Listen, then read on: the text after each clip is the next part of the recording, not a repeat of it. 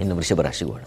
ವೃಷಭ ರಾಶಿಯವರಿಗೆ ವಾರದ ಆದಿಯಲ್ಲಿ ಆರೋಗ್ಯದಲ್ಲಿ ಚೇತರಿಕೆ, ಸ್ತ್ರೀಯರಿಗೆ ಬುದ್ಧಿಬಲ ಚೆನ್ನಾಗಿದೆ. ಮಕ್ಕಳ ವಿಚಾರದಲ್ಲಿ ಸಂತಸ, ಸಮಾಧಾನ ಸಿಗ್ತಕ್ಕಂಥದ್ದು, ವೃತ್ತಿಯಲ್ಲಿ ಸಹಕಾರಗಳು ಉಂಟಾಗ್ತಕ್ಕಂಥದ್ದು, ಲಾಭ ಪಡಿತಕ್ಕಂಥದ್ದು ವಾರದ ಆದಿಯಲ್ಲಿ ವೃಷಭ ರಾಶಿಯವರಿಗೆ ತುಂಬ ಚೆನ್ನಾಗಿದೆ. ಮಾತಿನ ಕೌಶಲ್ಯ ಚೆನ್ನಾಗಿದೆ. ಹಣಕಾಸಿನ ವಿಚಾರದಲ್ಲಿ ಲಾಭ ಗಳಿಕೆ ಉಂಟಾಗ್ತಕ್ಕಂಥದ್ದು. ಕುಟುಂಬದಲ್ಲೂ ಅಷ್ಟೇ ಗುರು ಹಿರಿಯರ ಒಂದು ಮಾರ್ಗದರ್ಶನದಿಂದ ಸಾಮರಸ್ಯ ಏರ್ಪಾಡಾಗ್ತಕ್ಕಂಥದ್ದು, ಯಾವುದೇ ಘರ್ಷಣೆ ಇಲ್ಲಪ್ಪ, ಇದ್ದಿದ್ದು ಕೂಡ ನಿವಾರಣೆಯಾಗಿ ಒಂದು ಸಮಾಧಾನ ಸಿಗ್ತಕ್ಕಂಥ ಸಾಧ್ಯತೆ ಚೆನ್ನಾಗಿದೆ. ಮಕ್ಕಳ ವಿಚಾರದಲ್ಲಿ ತುಂಬ ಹೆಮ್ಮೆ ಇತ್ಯಾದಿ ಪಡ್ತಕ್ಕಂಥ ಸಾಧ್ಯತೆ ಅದು ತುಂಬ ಚೆನ್ನಾಗಿದೆ. ವಾರದ ಆದಿಯಲ್ಲಿ ಚೆನ್ನಾಗಿದೆ. ಕೆಲಸವೂ ಚೆನ್ನಾಗಿದೆ, ಮನಸ್ಸಿಗೂ ಸಮಾಧಾನ ಇದೆ. ಯಾವುದೋ ಒಂದು ಸಮಾರಂಭ ಮತ್ತೊಂದು ಭಾಗವಹಿಸಿ ಅಲ್ಲೂ ಒಂದು ಹೆಮ್ಮೆಯಿಂದ ಮಕ್ಕಳ ಬಗ್ಗೆ ಹೇಳ್ಕೊಳ್ತಕ್ಕಂಥದ್ದು ಈ ಥರದ್ದೆಲ್ಲ ಚೆನ್ನಾಗಿದೆ. ಇನ್ನು ವಾರದ ಅಂತ್ಯ ನೋಡೋಣ. ವಾರಾಂತ್ಯದಲ್ಲಿ ವೃಷಭ ರಾಶಿಯವರಿಗೆ ಸ್ವಲ್ಪ ಆರೋಗ್ಯ ವ್ಯತ್ಯಾಸ ಆಗಬಹುದು.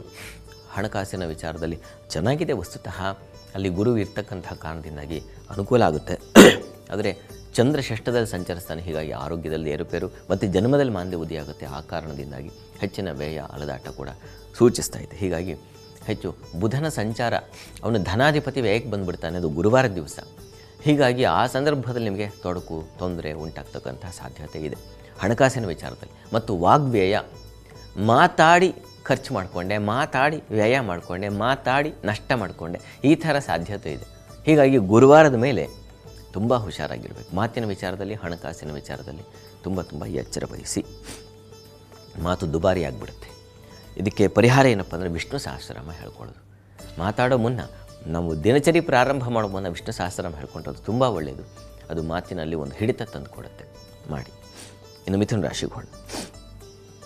ಮಿಥುನ ರಾಶಿಯವರಿಗೆ ಕೃಷಿ ಚಟುವಟಿಕೆಗಳಲ್ಲಿ ಅನುಕೂಲ ಚೆನ್ನಾಗಿದೆ. ಸ್ನೇಹಿತರು ಬಂಧುಗಳ ಸಹಕಾರ, ದಾಂಪತ್ಯದಲ್ಲಿ ಅನ್ಯೋನ್ಯತೆ, ವೃತ್ತಿಯಲ್ಲಿ ಸ್ವಲ್ಪ ಅಸಮಾಧಾನ. ಆದ ಕಾರಣ ಕುಜ ಶನಿ ಒಟ್ಟಾಗಿದ್ದಾರೆ. ಅಲ್ಲಿ ಏನೋ ಒಂದು ಘರ್ಷಣೆಯೋ ಅಥವಾ ಸಂದಿಗ್ಧ ಪರಿಸ್ಥಿತಿ ಏರ್ಪಾಡಾಗ್ತಕ್ಕಂಥದ್ದು. ಓರ್ವನೇ ನಿಲು ಉತ್ಕಟ ಕ್ಷಣಗಳಲ್ಲಿ ಅಂತ ಹೇಳಿದ್ವಲ್ಲ, ಕೆಲಸದ ವಿಚಾರದಲ್ಲಿ ನೀವು ಒಬ್ಬರೇ ಏಕಾಂಗಿಯಾಗಿ ನಿಂತು ಬಿಡಬೇಕಾಗತ್ತೆ. ಯಾರೂ ಸಹಾಯಕ್ಕೆ ಬರದೇ ಹೋಗ್ತಕ್ಕಂಥ ಸಾಧ್ಯತೆಗಳು, ಎದುರಿಸಬೇಕಾದ ಒಂದು ಅನಿವಾರ್ಯತೆ ಬರ್ತಕ್ಕಂಥದ್ದು, ಈ ಥರದ್ದೆಲ್ಲ ಇದೆ. ಹುಷಾರು. ಆದರೆ ಕೃಷಿ ಚಟುವಟಿಕೆಗಳಿಗೆ ತುಂಬ ಚೆನ್ನಾಗಿದೆ. ಬಂಧು ಮಿತ್ರರ ಜೊತೆಗೆ ಒಡನಾಟ, ಆತ್ಮೀಯತೆ, ಪ್ರೀತಿ, ವಿಶ್ವಾಸ ಇದು ತುಂಬ ಚೆನ್ನಾಗಿದೆ. ಅವ್ರ ಜೊತೆಗೆ ಒಂದು ವಿಹಾರ, ಪ್ರಯಾಣ, ಇನ್ನೆಲ್ಲೋ ಟ್ರೆಕ್ಕಿಂಗೋ ಮತ್ತೊಂದೋ ಈ ಥರ ಪ್ರಯಾಣ ಬಳುವ ವಿಹಾರದ ಒಂದು ಸಾಧ್ಯತೆ ಹೆಚ್ಚಾಗಿದೆ. ಚೆನ್ನಾಗಿದೆ. ಹೆಚ್ಚಿನ ಅನುಕೂಲ ಸೂಚಿಸ್ತಾ ಇದೆ. ಹೀಗಾಗಿ ಆತಂಕ ಬೇಡ. ಇನ್ನು ವಾರದ ಅಂತ್ಯ ನೋಡೋಣ. ಅಂದರೆ ಗುರುವಾರದಿಂದ ಮುಂದೆ ಬುಧ ಜನ್ಮಾಧಿಪತಿ ಲಾಭದಲ್ಲಿ ಸಂಚರಿಸ್ತಾನೆ. ಆದರೆ ಶತ್ರು ಕ್ಷೇತ್ರ, ಹೀಗಾಗಿ ಬರುತ್ತೆ. ಆದರೆ ನಿರೀಕ್ಷಿತ ಮಟ್ಟದಲ್ಲಿ ಲಾಭ ಬರೋದಿಲ್ಲ. ಸ್ವಲ್ಪ ಲಾಭದ ಕಾಣ್ತೀರ. ಮಾಂದ್ಯ ವ್ಯಯದಲ್ಲಿ ಸಂಚರಿಸೋದ್ರಿಂದ ವ್ಯಯವೂ ಇದೆ. ಸ್ತ್ರೀಯರಿಗೆ ಅಧಿಕವಾದ ವ್ಯಯ ಮತ್ತು ಅಲದಾಟ, ಇನ್ನೊಬ್ಬರ ಕೆಲಸಕ್ಕಾಗಿ ನೀವು ಪರದಾಡಬೇಕಾಗತಕ್ಕಂಥ ಪರಿಸ್ಥಿತಿ, ಈ ಥರ ಸಾಧ್ಯತೆ ಇದೆ.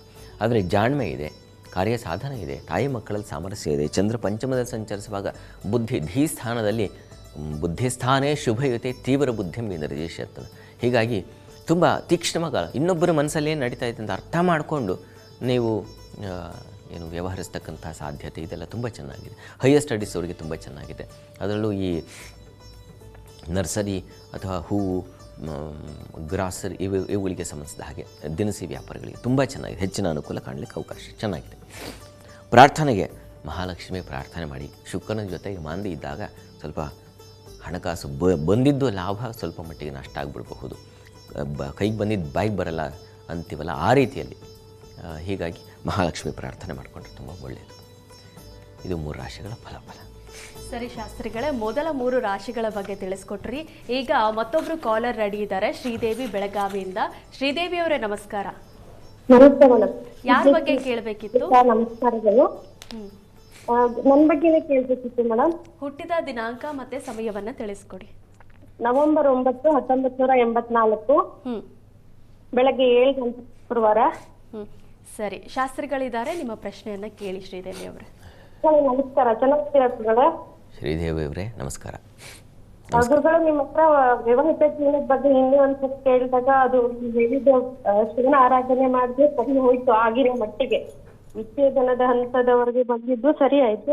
ಈಗ ಜೊತೆಗಿದ್ರೂ ಸಹ ತುಂಬಾನೇ ಕಿರಿಕಿರಿ ಇದೆ, ಸಮಾಧಾನ ಇಲ್ಲ. ಏನು ಡೇಟ್ ಆಫ್ ಬರ್ತ್ ಅಂದರೆ ನವೆಂಬರ್ 9, 84 ಗುರುಗಳೇ. 84. ಸಮಯ ಏನು? ಬೆಳಗ್ಗೆ 7 ಗಂಟೆ. 7 ಗಂಟೆ ಅಲ್ವಾ? ಹೌದು. ಸಮಾಧಾನ ಕಡಿಮೆ ಇದೆ ಅಲ್ವಾ? ಈಗ ನೋಡಿ, ಈಗ ಪ್ರಸ್ತುತ ಕಾಲ ಏನು ನಡೀತಾ ಇದೆ ನೋಡೋಣ. ಈಗ ತಮಗೆ ಗುರುದಶೆಯಲ್ಲಿ ಗುರುಭುಕ್ತಿ ನಡೀತಾ ಇದೆ. ಗುರು ನಿಮಗೆ ಕುಟುಂಬ ಸ್ಥಾನದಲ್ಲಿದ್ದಾನೆ. ವಸ್ತುತಃ ಗುರು ಸ್ವಕ್ಷೇತ್ರದಲ್ಲಿದ್ದರೆ ಒಳ್ಳೆಯ ಫಲವನ್ನು, ಒಳ್ಳೆಯ ಬಲವನ್ನು ಖಂಡಿತ ಕೊಡ್ತಾನೆ ಅಂತ ಶಾಸ್ತ್ರಗಳು ಹೇಳುತ್ತೆ. ಶಾಸ್ತ್ರ ಹೇಳಿದ್ದನ್ನು ನಾನು ನಿರೂಪಣೆ ಮಾಡ್ತೀನಿ ಅಷ್ಟೇ, ಅಲ್ಲಿ ಏನು ಹೇಳಿದೆಯೋ ಅದನ್ನೇ. ಹೀಗಾಗಿ ಕಾಲ ಚೆನ್ನಾಗಿದ್ದಾಗ, ಪಕ್ವವಾದ ಗ್ರಹಗಳ ಬಲ ಚೆನ್ನಾಗಿದ್ದು ಅವುಗಳ ಕಾಲವೇ ಬಂದಾಗ ಅನುಕೂಲ ಆಗೇ ಆಗುತ್ತೆ ಅಂತ. ಹೀಗಾಗಿ ಆತಂಕ ಮಾಡ್ಕೋಬೇಡಿ. ಟೈಮ್ ಚೆನ್ನಾಗಿದೆ. ಟೈಮ್ ಚೆನ್ನಾಗಿದ್ದಾಗ ತಾನಾಗೇ ಪರಿಸ್ಥಿತಿಗಳು ಸರಿ ಹೋಗುತ್ತೆ. ಸ್ವಲ್ಪ ತಾಳ್ಮೆ ತೊಗೋಬೇಕು ನೀವು. ಸಂದರ್ಭ ಬಂದ ಏನೋ ಒಂದು ಗಾಯ ಆದಾಗ ಅದು ಮಾಯಲಿಕ್ಕೆ ಬರ್ತಾ ಇದೆ ಈಗ ಅಲ್ವಾ, ಸ್ವಲ್ಪ ತಾಳ್ಮೆ ಬೇಕು, ಖಂಡಿತ ಸರಿ ಹೋಗುತ್ತೆ. ಆತಂಕ ಮಾಡ್ಕೋಬೇಡಿ. ಹತ್ತಿರದಲ್ಲಿ ಯಾವುದಾದ್ರು ಮಹಾಲಕ್ಷ್ಮಿ ಸನ್ನಿಧಾನ ಇದ್ದರೆ ಮಹಾಲಕ್ಷ್ಮಿಗೆ ಸ್ವಲ್ಪ ಉದ್ದು ಸಮರ್ಪಣೆ ಮಾಡಿ. ಉದ್ದಿನ ಕಾಳು ಮತ್ತು ಅವರೆಕಾಳು ಇವೆರಡನ್ನು ಪ್ರತಿ ಶುಕ್ರವಾರ ಕೊಟ್ಟು ಬನ್ನಿ. ಅಲ್ಲೊಂದು ಪಂಚಾಮೃತ ಅಭಿಷೇಕವನ್ನು ಮಾಡಿಸಿ. ಇವೆರಡು ತುಂಬ ಸಹಾಯ ಮಾಡುತ್ತೆ. ಪ್ರತಿ ಶುಕ್ರವಾರ ಹೀಗೆ ಮಾಡಿ, ಒಂದು 6 ತಿಂಗಳು ನಿರಂತರವಾಗಿ ಮಾಡಿ. ನಂಬಿಕೆಯಿಂದ ಮಾಡಿ. ವಿಶ್ವಾಸವೇ ಭಗವಂತ. ಆಗುತ್ತೆ, ಆತಂಕ ಬೇಡ. ಒಳ್ಳೆಯದಾಗಲಿ.